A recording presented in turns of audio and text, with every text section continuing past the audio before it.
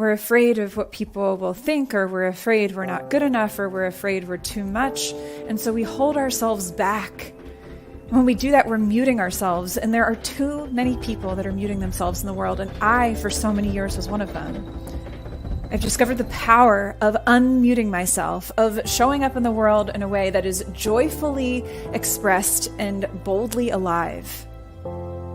That's something that has been so important to me as I've discovered how freeing it is to be unmuted, to unmute our body and to unmute our ideas and to unmute our desires, to unmute ourselves in relationships and at work, and to be our own advocates and to ask for what we want and need. The unmuted life is a life that is fully alive and fully expressed and confident and clear. And to me, it's the only way that I know how to live now. I know what it's like to feel confined and stuck and small and silenced. And I also know what it feels like to be expressed and alive and joyful and present and seen. And it's so much better of a life to be unmuted. And that is what I want to bring you into.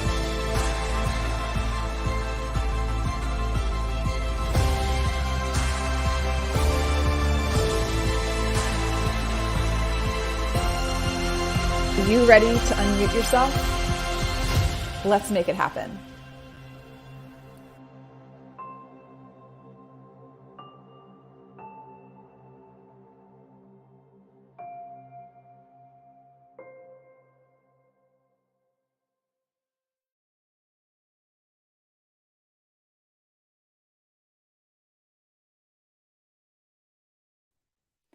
Hey everybody, and welcome. I have missed you all. I have been away after the move. I was on vacation for a bit. And by the way, just shout out as always to Daniel Hall for making the most incredible videos.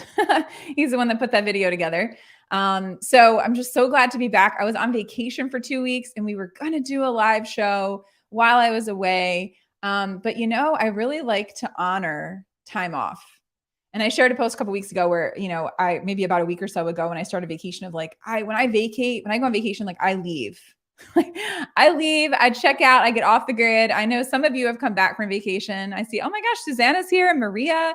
I know that Zach just came back from Greece. Wow. Amazing.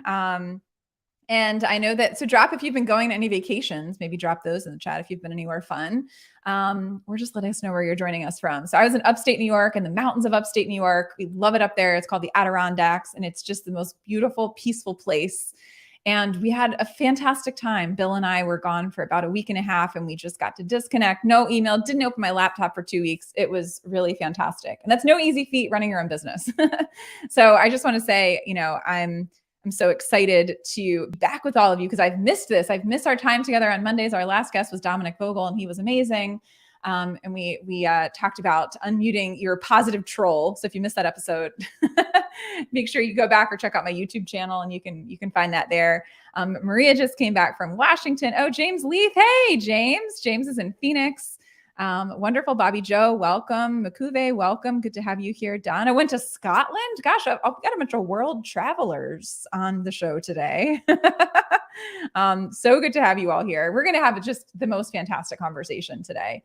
To get started, what I'd love to do, I wanted to share something you may or may not have seen on LinkedIn. It's something that I put up for my 11th wedding anniversary yesterday. And I just wanted to share some of these insights. And as I'm sharing them, I'm going to invite you to drop into the comments. So drop in the comments, what is something, ready for this? What is something that you are celebrating, no matter how small, or something you're excited about? Something you're celebrating, no matter how small, or something you're excited about, personally or professionally. You get to decide, wide open canvas, drop in the comments. And as you do that, I'm going to share with you some of the insights that I've learned about relationships. And we'll drop the post into the comments. But I wanted to just kind of give you some insight into what we've learned, my husband and I, who've been together for 16 years, of what we've learned about how to make relationships really solid. And so I just ask you to think about this as I'm sharing these. Which of these might you need to kind of practice and step into? I'll just share a few of them. So And this is when I was talking about marriage, that's what I found that marriage is. Marriage is a constant practice of patience, grace, humility, forgiveness, kindness, vulnerability, hint, hint. We're going to be talking about that today some more with our guest, selflessness and love. Marriage is not a project to be completed or a problem to be fixed. Love the person as they are and give them space and grace for who they're becoming. This is one of my favorites.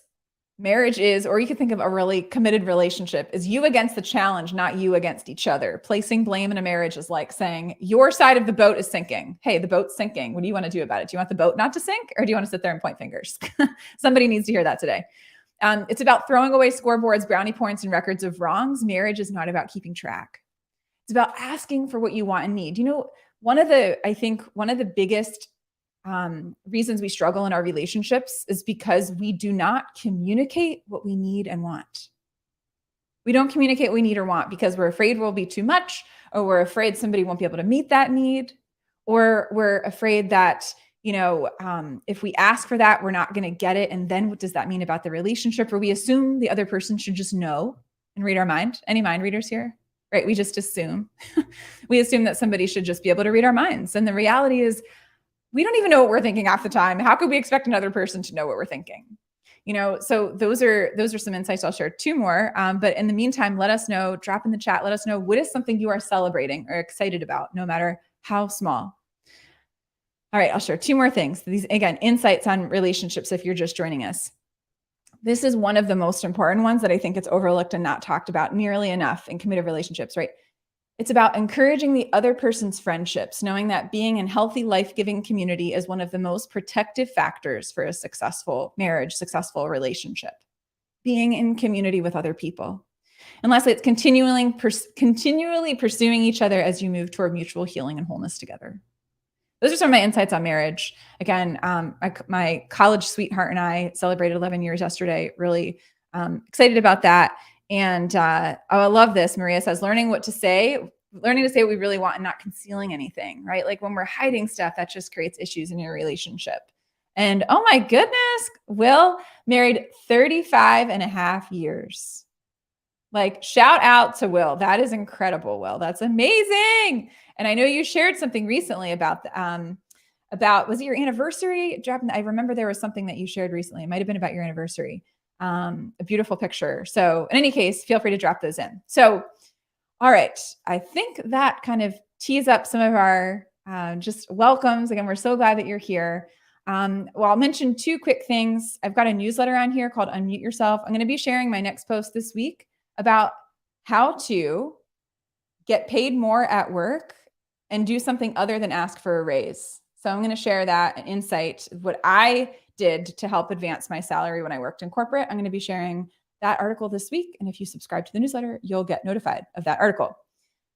Second thing I'll share before we bring our guest up is I have a course. I'm one of the instructors with Simon Sinek's company, and I have a course called Speak Up, Being Your Own Advocate in the Workplace. And the next class of that, online, 75 minutes, is on Thursday, August 25th. And so we'll drop the link to that in the comments if you want to check that out.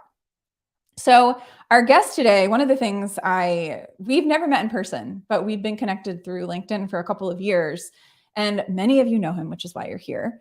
And he is somebody who is such a bright light. And he's just this warm bear hug is how I could think of describing our guest. And I know that you feel that when you hear him talk, when you interact with him, right? Like that's just how he shows up. And when he was sharing on Instagram, he was sharing letting people know that we were going to be having this conversation together. And he integrated in a song. So y'all okay if I start with a little bit of a song here to tee up our guest? Because he's somebody that is this to me. He's a friend to many people. I hadn't really rehearsed this, but I do love myself some Mariah Carey. So I'm going to get a little bit of this in. And as I'm sharing this, as we're going to unveil our guest momentarily, I'd ask you to drop in the comments to tag somebody who's been a friend to you. Maybe on this platform, somebody who's been a friend to you. Give them a tag, show them some love. And I'm going to just sing a little Mariah Carey snippet here and then bring our guest on stage. Okay, so here we go. Just a little snippet of a song, an oldie but goodie from the 90s from Mariah. So here we go. Anytime you need a friend, I will be here. You'll never be alone again. So don't you fear. Even if you're miles away, I'm by your side. Don't you ever be lonely. Love will make it all right.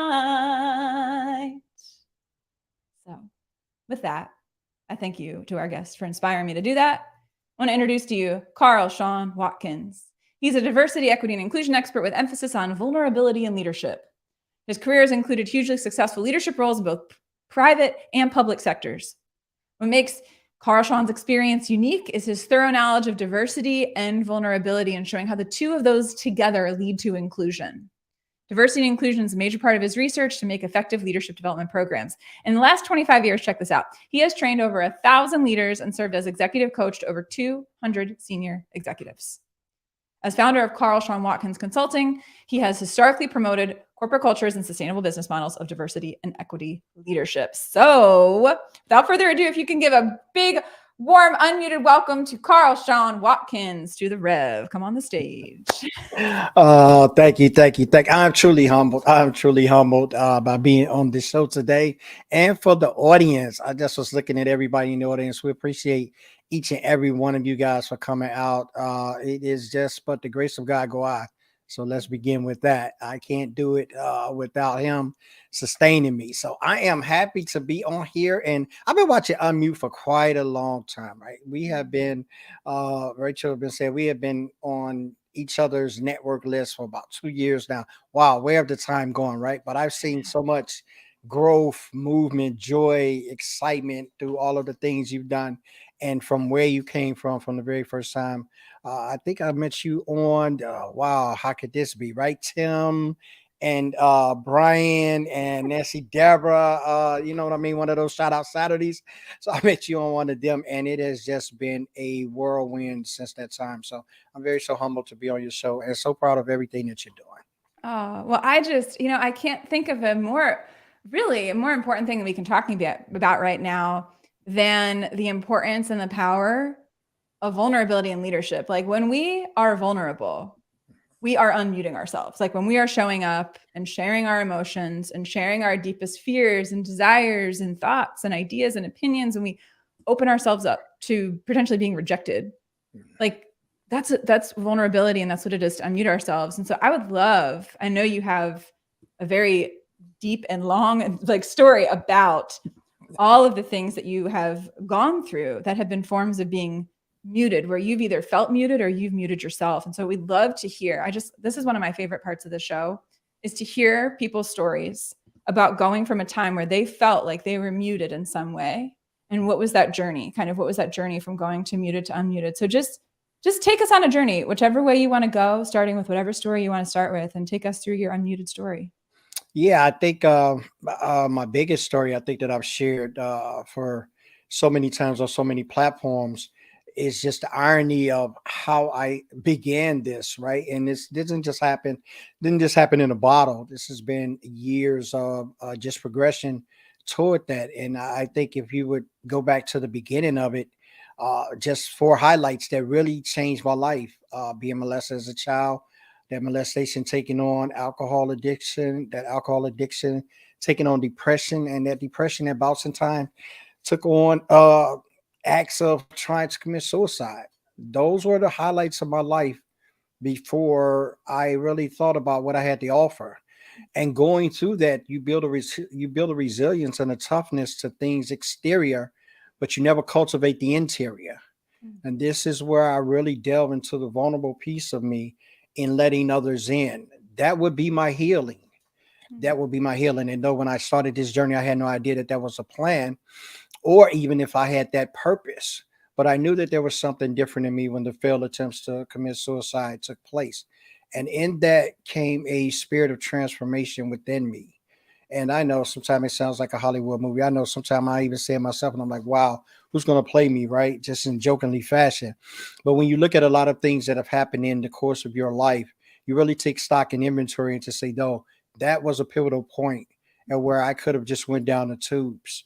And had it not been for the divine intervention that took place on that night in a tank, in 1988 in Stuttgart, Germany forest, where the weapon that I fired did not work.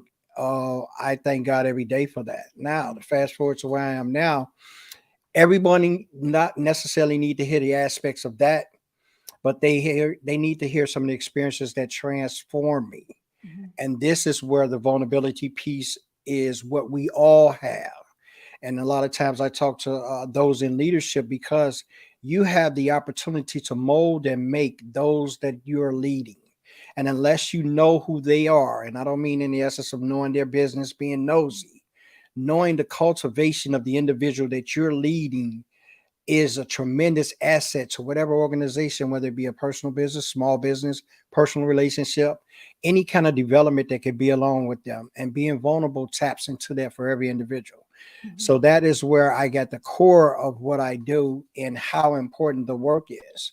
And mm, it's not so much as that I'm pivoting everyone to be the successful, maybe business owner, the successful entrepreneur, but what it is being the successful you. mm, And with the clarity that we deal with, it gives you the ability to say, this is what I want to be successful in. And mm. in that, how can you illuminate that path for me so I can be that?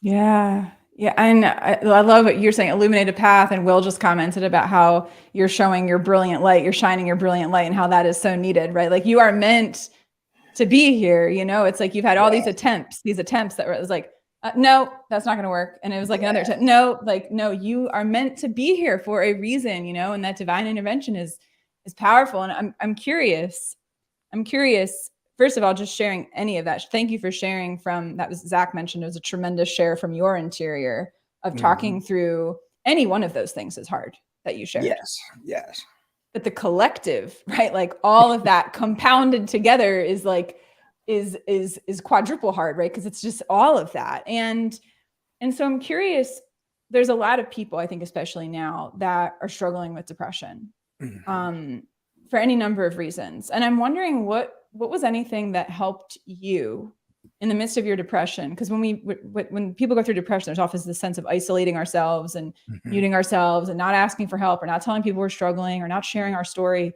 I'm curious if there's anything along your journey when you were going through that depression that what were any ways that you were muting yourself and was anything that you did to find courage to share and just start asking for what you needed or opening up about that. The funny thing, and then when I say funny, I'm taking it to a lightness of saying the word. Um, at any point of those times, I was never alone. Mm, I had plenty of family during the course of that time. I had plenty of friends during the course of that time, and I had plenty of relationships that had I at any point in time told what was going on, I probably would have been empowered and supported along the way. But one thing that I did that overwhelmed me to such a degree was the shame of not living up to others' expectation. mm, And every single one of us has or is dealing with that. yeah, And it all begins from parenting. mm, It all began from my childhood. What the expectations was for me as a child, and were they fairly put on me mm, as a child? And was it something that I carry through as a burden or a privilege? mm, And a lot of times, this is how we go through life. Those expectations are set forth with us when we come out the womb. mhm, What does mom and dad want for their child? And a lot of times, us as parents, we don't have the knowledge of how we cultivate that. We have a smothering effect of how that'll get done. And this is not to, I'm a parent myself. I have two kids. This is a learned thing that I had to learn in the essence of growing. And I didn't have that when I came about this transition of what I had. And I stayed muted. But I ran into an individual when I was in the military, and we had a sit down, and they start telling me my life. Now, every now and then in the course of your life, you run into someone that will surprise you with the things that they know that you haven't told them. And I mm, always say those are my God angels. mm, And he sat down with me and told me everything about me. And I didn't tell him anything about me. And the correlation was that I was being heard. And who mm, was I being heard by? God. That's who I mm, was being heard by. So with the essence of that, he gave me at that point in time, at that talk, at that table in 88, the power to let others know that they can make it too. Because I Mm, never felt that power. I mm, never felt that I can make it. I did all of the things. I overachieved. I sat in learning. I extra read. I did all of those things to hide and numb what I mhm, was going through, thinking that it was an everyday and normal life. But what he gave me was the key to knowing that. He said, tap down and deep of what you've been through, mm, share what you've been through, and encourage others that they can get through. mm, And that's really where the cultivating moment was for me. That I said, that was my aha moment. mm. Well, you said something you just said. You said share what you've been through, so it can help others Get get through. through, right? Like I love and that's what it is. I mean, there Maria comments, she's like, this is your second mission in life to help people find the right path, Yes. and like here it is. And Toby said, like God's greatness has no room for shame, and like Mm, and I just thought that was, beautifully said because it's yes. like shame silences us, shame mutes It us, does. right? It And it's like, does. ooh, you can't tell people that. Like, oh, you think people had expectations? Oh, you're about to blow them up if you share that thing that's your source of shame. And it's like, no, we have to. Like, Yes. And right? you have to walk in that, right? So it's and I tell everyone that works with me, right? And in our sessions, in the clarity session that I have, the clarity session is not for me to get clarity of who you are. The clarity sessions that I hold is for yourself to get clarity of who you want to be. Mm, Because a lot of times when you come into these sessions, you already have some convoluted thinking of who you are. And you're truly not that individual because you haven't evaluated or take a self-test your own self to mhm, see who you are or who you could be. And a lot of times that just goes back to the point of who we are as individuals. What are we? And when I look at that, shame closes down who we are because we're living the expectations of others who have no idea or power to put you any place. mhm, They have no guidance to carry you anywhere. But mhm, yet and still we give them so much power by the things that we failed in life. There's failures all around you. All you have to do is look at them. Those that you go to work with, those that you maybe drive on the expressways with, those that you look up to, those that you think are your mentors. They have been failing points in their lives all over.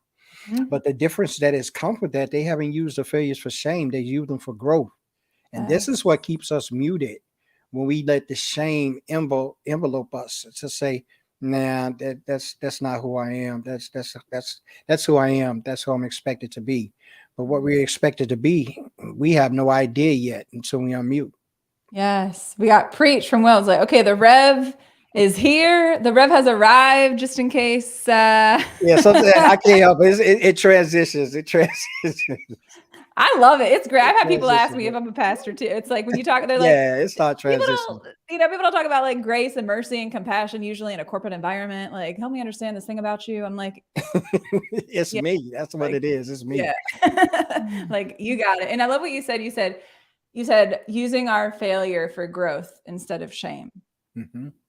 Because it's easier to use the failure for shame of being like, oh, there's more evidence to myself and everybody else that I'm Hmm. inadequate, I'm incompetent, I can't handle it, I'm flawed. Duh, we all are. Yeah. Like, but we can choose to use the failure to say, what can I learn from this? What can I learn about the world? What can I learn about myself as a result of this thing? And how can I use this?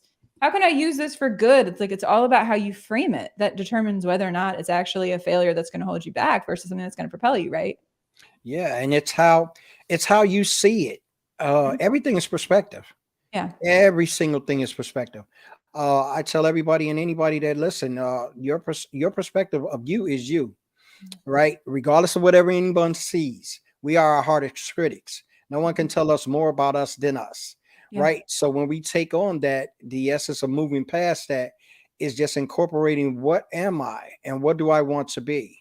When Mhm. you hear about these great people, of course, we hear a lot of times about the great ones that have been leaders, that have been creators, that have been sports figures. That there's a dive on the inside that takes place in that. Yeah. And that's what we all have to do as individuals. Okay, yeah, I failed. Okay, yeah, I almost committed suicide 3 times in 1986 to 88. All right, Mm. 3 times I tried. 3 times I failed. Thank the Lord that I did. Mhm. Okay, will that be my badge of honor for the rest of my life? Of course, it can't be. There's more to it than that. I'm more than that. So when we get on the realization of I'm not, and I use one of the C's, and I don't use this term lightly, but a lot of times we cause this C, which is comparison, to be our cancer, which we Mhm. have no remedy for. Because what we do is we compare the things we're not to someone who's fakingly comparing what they are, and then we're trying to evolve to be that. But Mhm. when we can always be the greatest things we are, always ourselves. No one can Yeah. be a greater you than you. So why Yes. not go into who you are, find out who you are, shine like you shine, and let others help you to be, or let others see you as being who you truly are to them. Greatness. Yeah.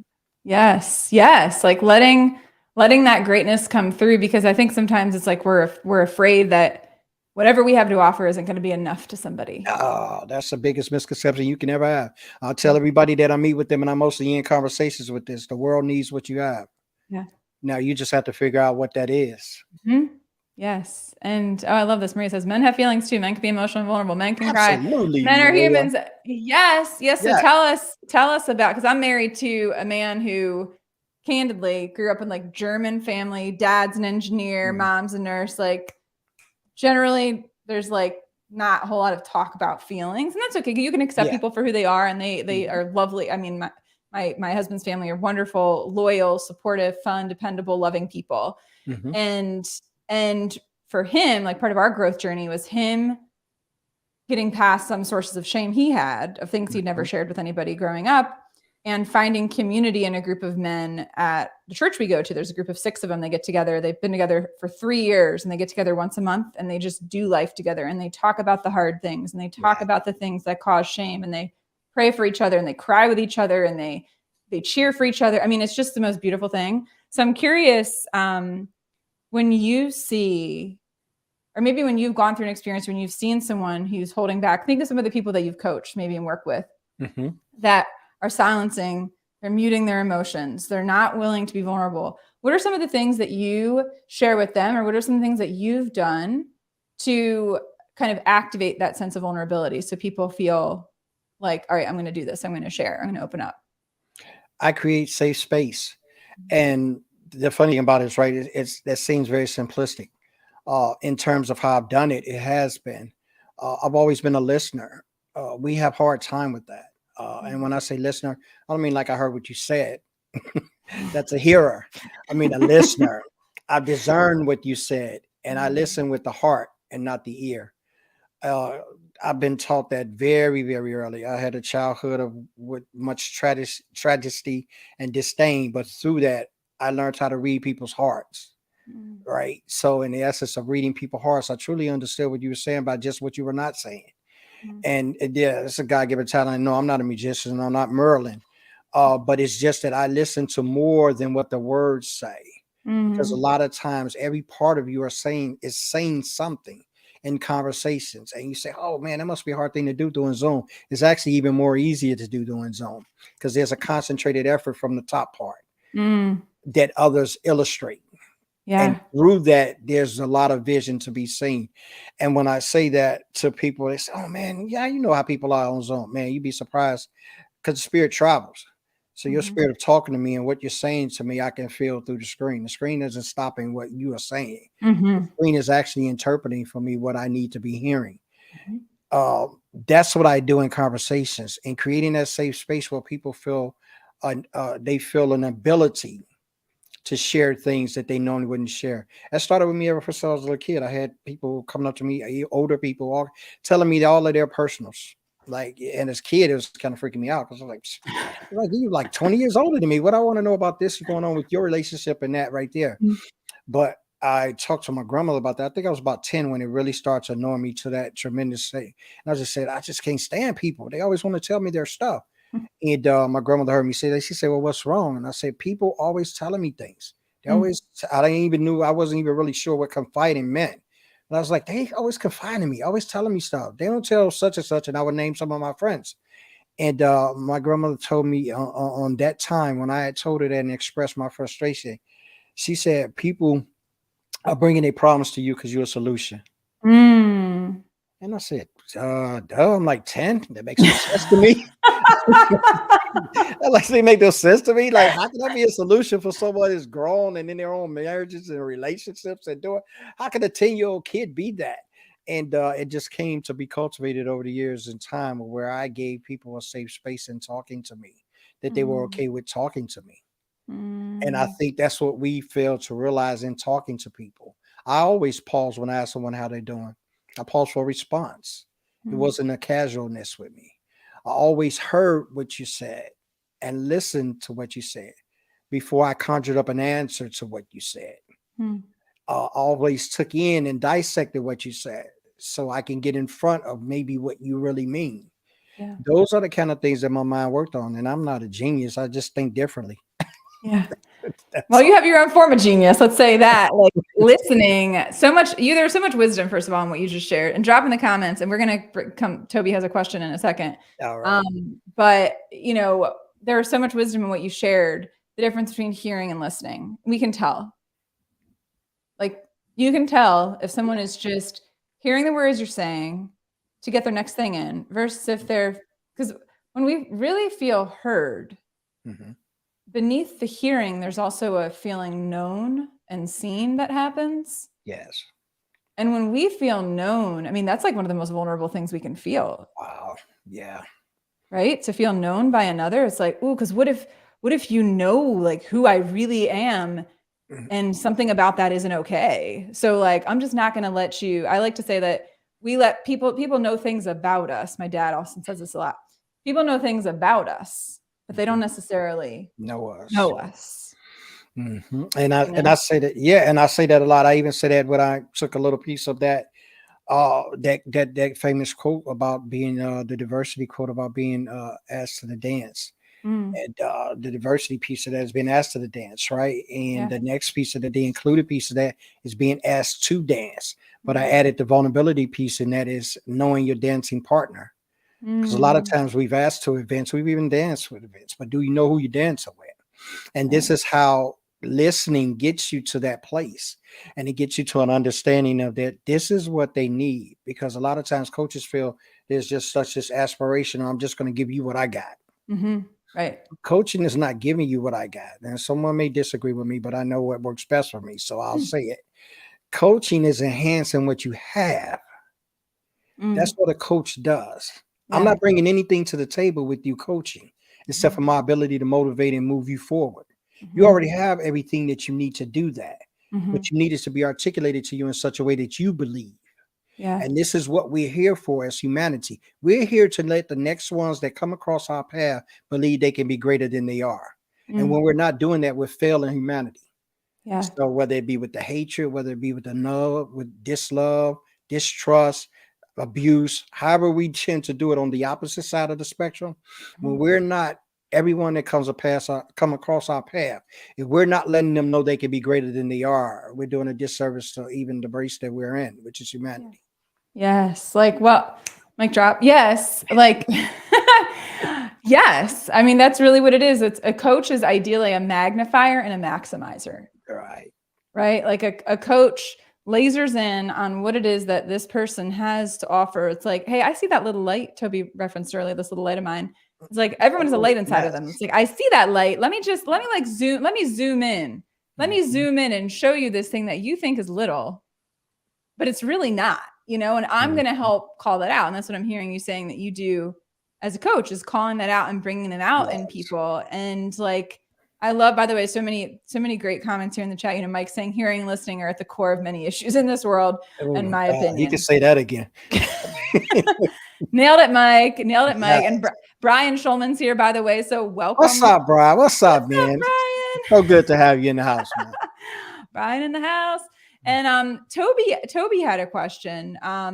She said, I'm curious if Carl thinks he will ever be beyond. And Toby, if you have any questions to help Toby clarify this, feel free. Yes. Sharing these elements of his life where he will no longer share them. We always share it because it gives you a means of connection with others, because we are all vulnerable. Can you envision a different kind of connection to be formed? Maybe. Toby got me on the hot seat. All right, Toby, I'm loving that. I am loving that. Let's kind of dissect that, if you will. I don't ever envision a life where I will no longer share those elements of my life. I don't envision that because they happen to me for a reason. And whether how can I put this? Whether the attempts to share them or the times that I share them or the number of times I share them may change. across the who I share them with. I can't say whether they will increase or decrease. It's just based upon who path I come across. And I've been sharing that. And I've been sharing it socially where you can see it visually, right? For about the past 3 years of being in this pandemic piece. I share it not for looking for sympathy, but I share for that next part of your question, what you're asking about the connection, because in the essence of that, in those four spectrums of highlights, which I call them in life, most people would call them low lights. I call them highlights because they gave me a future. So that's why they're highlights to me. And in the course of those four particular things that happen, those pains can resonate with everybody. Everybody. Whether it's happened to you in that format, there's some resolutions there that can resonate with you and say, yeah, I feel that. I've been there. I see that. Whether it's the abuse sexually, that can be just sexually for me, but that can be emotionally for you. That can be physically for you.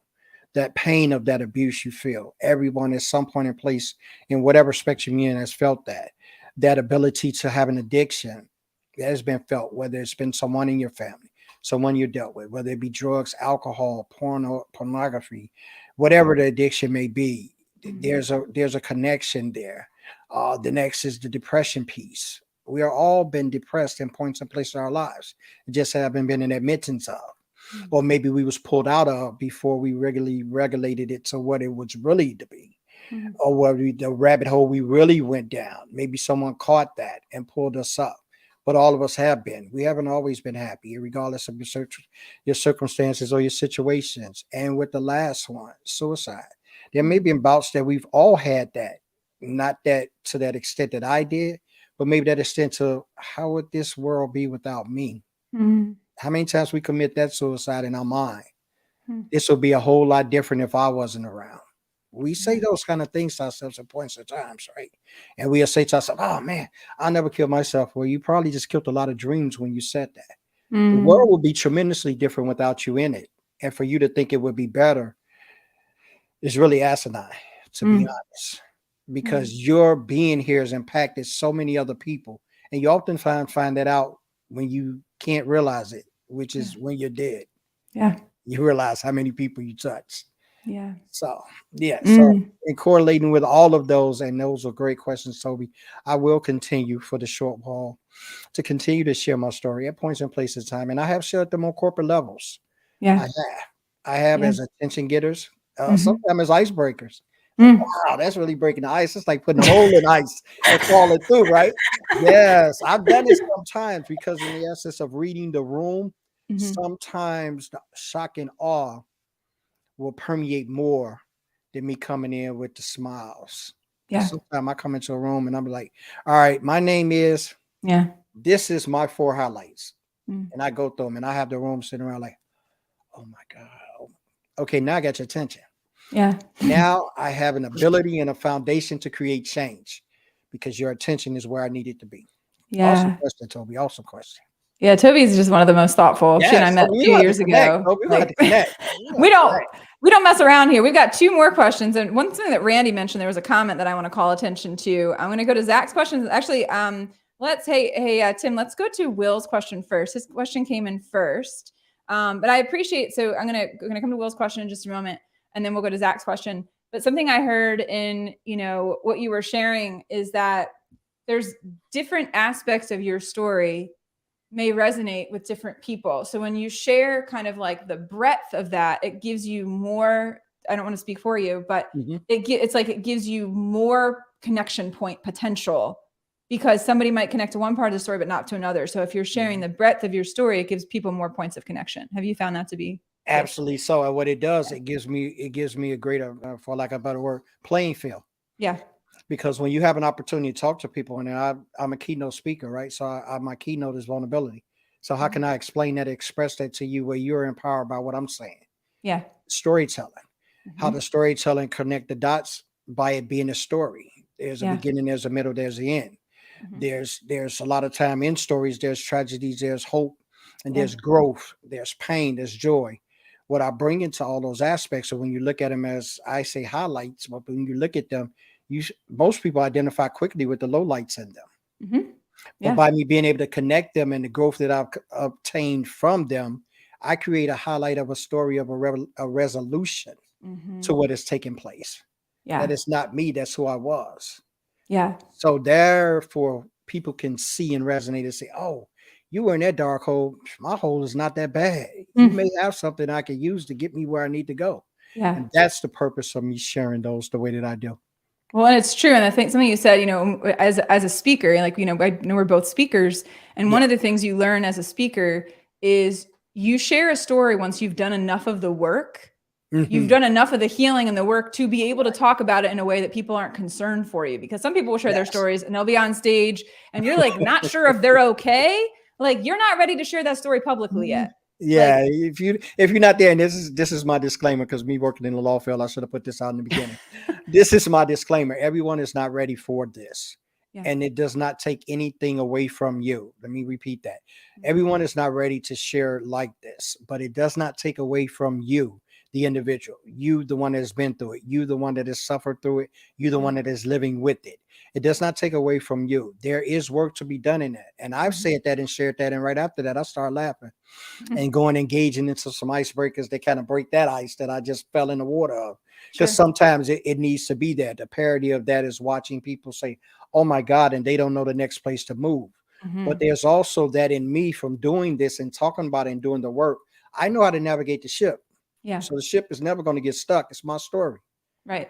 And you're Right. going to get out of it what you need because I'm telling you. So Yes. that's how it goes. So that's It's my a hole, not disclaimer. an iceberg, right? It's a hole, not an iceberg. You're not running Yeah, you into gotta an iceberg. You're navigate. running over a hole, right? Yeah, you Like, gotta go. It's like driving through the Antarctica. Well, I don't know how many icebergs they got now. It's global uh, warming, but right. through the I know. Antarctica when it in back in the old days when there used to be a lot of ice in the way, right? Yeah, Yes. that's Yes. sort of how it goes. So how about this? Will has a question. He said, I'm happy to answer this. I want to hear your response first. What is your go-to place to get centered? Rev, what is Prayer, it? Hmm. prayer. There's no other, and this is not a religious motive. This is just Carl's motive. There's no other place that I can get centered, and so I've had a conversation with the one that centers me. Hmm. Now, who centers you could be anybody. I don't ostracize you to say it got to be God or it got to be your higher power. I'm just smart enough to know that if someone has created me in his own image, maybe he's smart enough to know that I need to be going to him when I need to be centered. And Hmm. that's just the way that I take it. Meditation is key to me. I don't do a lot of chanting or a lot of humming or sitting with my legs crossed, where we may see visuals of. Hmm. I have done yoga. I love yoga. I have done that. But meditating to me, it's in prayer and thought and conversations because I'm building a relationship. I Hmm. can't empower anyone without the power from, the source. Just Yeah. like you trying to be on this live and your internet isn't working Yeah. or your Wi-Fi is not working. There's no reception. Hmm. So in essence, for me to give to others what I have to give to them, I Hmm. have to go plug in to who Yeah. gave it to me. Hmm. And God is the one who gave it to me. So with him, I see guidance every day. How can I give this to someone where they're able to utilize it to grow them, where they're Hmm. able to utilize it to make a difference in them, not Yeah. to shame them, to hurt them, to demean them from the tragedies that they've experienced in their life, but how I can let them see that those tragedies does not make you. Hmm. Those tragedies are just there to create you. Yeah. Use them in that sense, and we'll all grow together. Mm.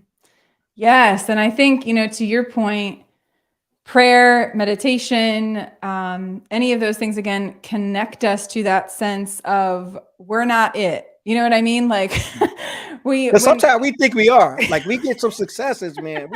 That's why I stay humble. I don't care if my page Yeah, gets to be 1 million people. sure. I stay humble because it is the foundation. Humility is the foundation from which I can always stand.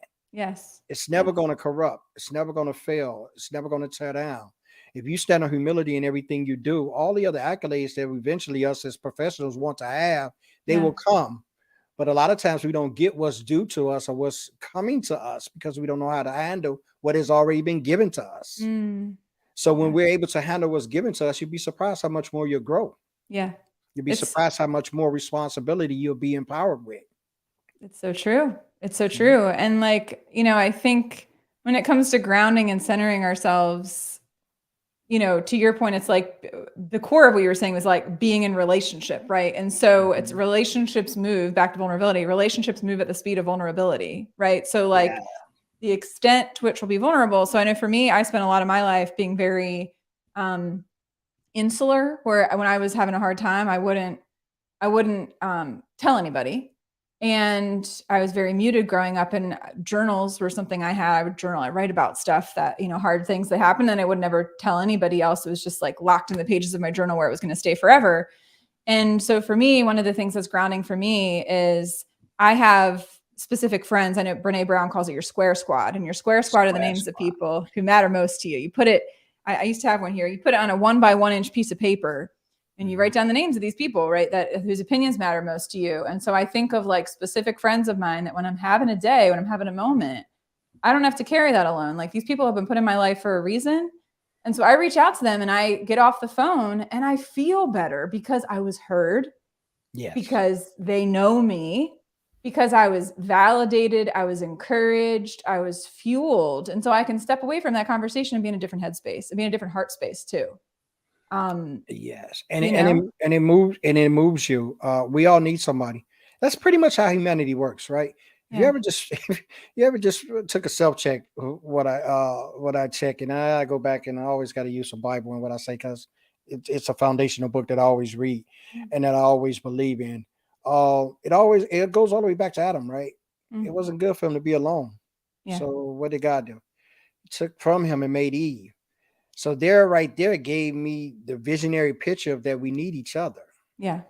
So regardless of differences, regardless of things we don't agree on, regardless of how we look, regardless of all those other things, I have to say if we go to the hospital and you bleeding and I'm bleeding, you're gonna look for blood that's red, right? Yeah. And the only thing that's going to differentiate the blood that they give us is the type that we are.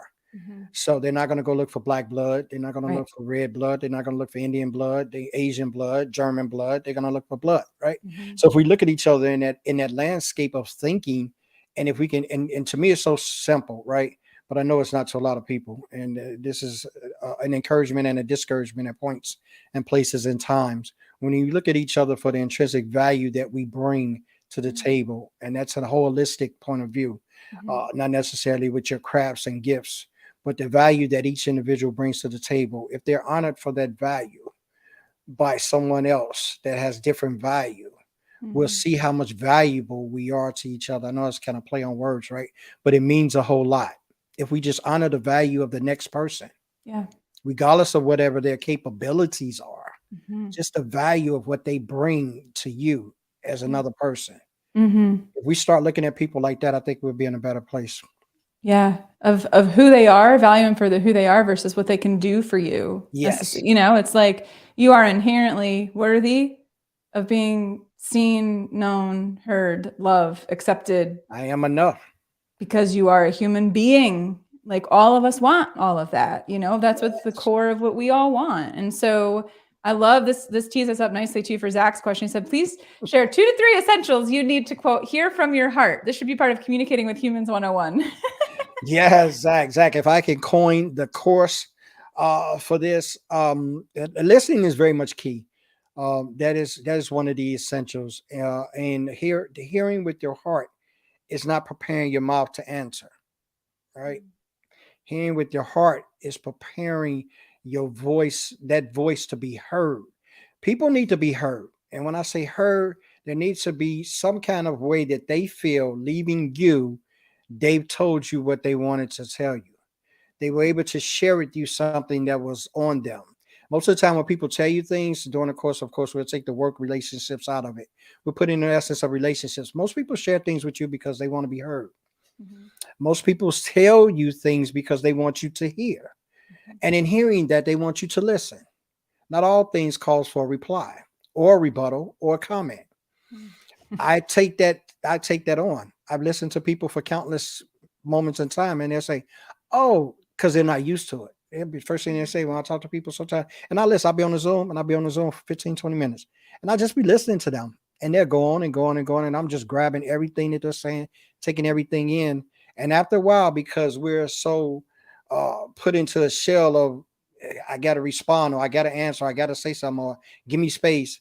that a lot of times they'll stop. And I have this happen to me a lot of times. People stop talking, and the first thing they'll say, because I've been listening so well, oh my God, I'm just running off at the mouth. Oh my God, I haven't even given you an opportunity to say anything. Mhm. That's because we're so conditioned to say a little bit, hear a little bit, say a little bit, hear a little bit. Sometimes people just need to say, okay, I give people rant opportunities. Clarity sessions. I've had clarity sessions where we have not found any clarity. I'll be honest with you. Someone has called me, someone has said, you know what, I want to get on your calendar, I want to talk to you because I know you do this, I know you do that. And oh, awesome, awesome. Let's see what we can get done. And they get on it and they go from the time I say, hey, how you doing? And the pleasantries are going, they zoom right through. And before you know it, it's like 20, 25 minutes into the Zoom. We haven't clarified anything. Mm. But what I've given them is opportunity to be heard. And that was clarity for them. Mm. See, because we get caught up sometime in saying what we can bring, what we can do. And that's why I say humility keeps you in that frame of mind of knowing you can't do anything. Just listen. Yeah. That's the best tool we got. Yes. That is the best tool that you got. And the funny thing about it, nobody can give it to you. You have to cultivate it your own self. It's already in your toolbox. Yeah, they say you've been we given 2 ears and 1 mouth, so you can listen twice as Yeah, I much as wasn't you going to speak. say that one. I'm glad you did, right? I was not going to go there. That's one of the oldest ones in the world, right? You've been given 2 ears in the mouth and 1 mouth for a reason, right? Yeah. Yeah. You know what the Bible says about that tongue. So Yeah. when we think about those things in the aspect of hearing others, we'll let them be heard. Yeah. Yeah. So hearing with your heart, then what I'm hearing, but hearing with your heart is listening, hearing to listen, not to reply. Mm-hmm. And creating a space where people feel like I had a similar situation yesterday. I have a friend who's got a almost 3-year-old, and she's had a really stressful week. She's a nurse, so like you can imagine, like the past couple of years have just been a lot. She and her husband both work in hospitals, and we were catching up. I was asking her about something really having to do with her mom, and we got to the end of the conversation, which was maybe a 15 to 20-minute conversation, and she was like, "Oh my gosh, I'm so sorry, I talked the whole time," and I was like, I'm going to remind you of this every time we have this conversation. Like we've been friends for like 6 years. She's one of my best friends. And I was like, if I need to remind you every time, I will. There is no room for apologizing in this relationship for things that are not actually an offense. Yes. Like it's not an offense to get something off of your chest and talk for 5 to 10 minutes without asking the other person. Now, if you're doing that all the time, it's like, okay, check yourself. Like you wouldn't need to recognize when you're in relationship, there's like a give and take. But like when we're in a relationship that's just mutually supportive, like the one that, we might have with a friend, for instance, or a loved one, like make sure. And I tell her, I'm like, I think there's going to be a point where she's going to stop apologizing. She's going to stop saying sorry when she feels like she's talked too long, because I'm like, look, I'm not keeping track. I'm not keeping score. I just called because I wanted to hear how you were doing.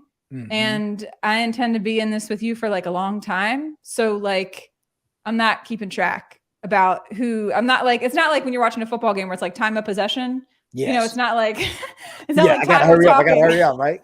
It's not like, well, you've been talking for 20 minutes and I only talk for 6. So we need to balance that out. You're not keeping score. Yeah. Like what kind of relationship is that, And Toby's a very talented artist. And she said, that's why I love art. I tell people things from within me, gifted by God through my art, but they hear what their hearts see in it. And they expand what I have to say in ways I cannot imagine. That's the spark of God growing a new little light. And that is one of my things. So I like art too. I can't tell you any artist. I just like what I see in art because it is the depiction of the heart that's being painted. A lot of times we go to these art galleries and we're looking for somebody to maybe do these. And I tell a lot of, because I got a lot of people on my network that are Fiverr creators, and they draw and they do pencil work and great things that they draw. And I tell them a lot of times that I see your work and I support your work because imitation is like art, right? Life imitating, it's like art. But what drives me with seeing art is what comes in the heart, not the ability, because I can draw a little bit. I'm not an artist, but I can draw a little bit. I dabble. And looking at a picture, I mean, I can kind of trace it and kind of get the picture out to how it looks if I see it, right? But art to me is when you put something on that canvas and I have to go in my heart to see what it is. I can't say, oh, that's an awesome picture of Brad Pitt that you just drew from the picture he gave you. No, I'm looking on that wall and I'm seeing, I think they call it the abstract. If I'm not, Toby, let me know if I'm off base with that. But the abstract, when you see the abstract, there's a story in the abstract. And the story is who's ever seen it. Like I can see one thing, you can see another. That's the beauty to art in me. And that comes from the heart of the artist, what you're seeing. They may even have another understanding of what they just painted. Yeah. But it's so many variations based upon who's interpreting that. It's like, wow, that's what makes it art, right? Yes. That's what makes it Yes. art. Well, after the show, I mean, You I'm say not you going want to see Ray of Art. to speak on behalf of everybody, but I'm going to speak on behalf of me and Tim when I say, hey, if you want to drop in the comments after the show, any pictures of a picture, I mean, we Yes, won't. yes. I have to get y'all some pictures. Yes, yes. Social proof, so important. It's so important. Perfect. Amazing. Well, I cannot believe it, but there's one quick thing I wanted to take like a 2-minute power round of a question that I think is relevant and will tie up this whole conversation beautifully. Randy mentioned something. And yes, Carl needs to see it. Toby has this beautiful piece of art she created called The Fabric of Life, where she uses like these strings and she's created this beautiful canvas. Toby, drop a picture of that in the comments if you're able to. Yes, Tag, Toby. And tag Toby, Carl. I think I sent you a connection, Toby. If I haven't, I'll definitely do it. Toby's great. She's I'll like one of the definitely do it. most thoughtful people that you're going to interact with on this Yes, I platform. enjoyed her today. Like she challenges me. I'll read her comment. I'll be like, ooh, I got to think about that. But like Randy made a comment probably 25 minutes ago saying, Okay. you know, I'm in construction and like there's just no room for vulnerability. I don't want to misquote, but like that was the gist of what he said. So as we're wrapping up, if you could share in like 2 minutes of wisdom, for people that are feeling that way, they're like, I'm in an industry or I'm at a place or I work with people that like I can't be vulnerable. What might be like 1 or 2 steps people could take if they feel that way? Because I'm sure he's not the only one that feels that way. Absolutely. That's that's the sickening empowerment that we've given the darkness to vulnerability, right? And the definition doesn't help us preclude any other outcome than that, right? Merriam-Webster says to expose to harm and danger. Now, who want to fool with that? If I got an understanding of that, what this brings, why would I want to fool with that, right? Yeah. And it does us a disservice. Merriam-Webster has, and I've been like kind of boycotting and vacating to try to get some more adjectives put into that definition, whether it's been Wikipedia or not, that we have to see vulnerability far along the one line definition that is given us in the dictionary, because we've carried that into our lifestyles, which has really been important and pertinent to how we even interact with people. We built up these shields and walls that are there. But the funny thing about that is, Randy, that everyone feels like they feel vulnerable. They don't know how to do it. The empowerment of what you have in all industries, whether it be construction, the macho man kind of industries, which construction may falsely get targeted as these men just work here, these manly men. Well, what is a manly man, and who defined that? I'm a manly man. I take care of what a man's supposed to take care of: my family, my home, my children, my life. But I also am a conversational man. I'm also a man that cries when things hurt. The greatest man that we've ever walked about, that was ever told about, was Jesus. When Lazarus died, the Bible said Jesus wept. He was one of the strongest men that I ever knew. So at points and places of time, we have to put to bed the rest and point of saying that we can't be vulnerable. Start small. Always encourage that. Start what you're comfortable with. Find those in them circles that align with some of the thought processes you have. Create that core space, and others will see that and join in. See, that's what we haven't let into these industries. We talk about safe space, psychological space. We haven't let those in those for the simple fact that we just want to see what it looks like. But start there. Start small. Start getting into those conversations, or starting those conversations with small things that you think will correlate discussions. Yeah. And at that point in time, you'll see how many people think about things the way that you do. Yes. And just start, to your point, back to full circle where we started. Start by listening with your heart. Like, one of the most vulnerable things you can do for another person is to be fully present and fully available for them when they're sharing or saying anything. And like, that's a form of vulnerability. Like, it doesn't have to be pouring out your life story to all of your coworkers. It might just be the gift of being fully present and hearing someone with your heart when they're talking to you. That's it. And I never went up to my coworkers at any place I worked at, and I've had a lot of. I think I've only been one job where I wasn't a leader or a supervisor in my entire working career, and I never went up to them and told them all 4 of those things that I share with everyone today. Yeah. Right. Yeah. Place and time. What was needed to be said. What was not. Yeah. So I have the faucet. I can turn it up high to let a lot drip a lot, or I can turn it to a drip. Mhm. That's what vulnerability gives us the power to, letting others Yes. in the way that we want to and how we want to.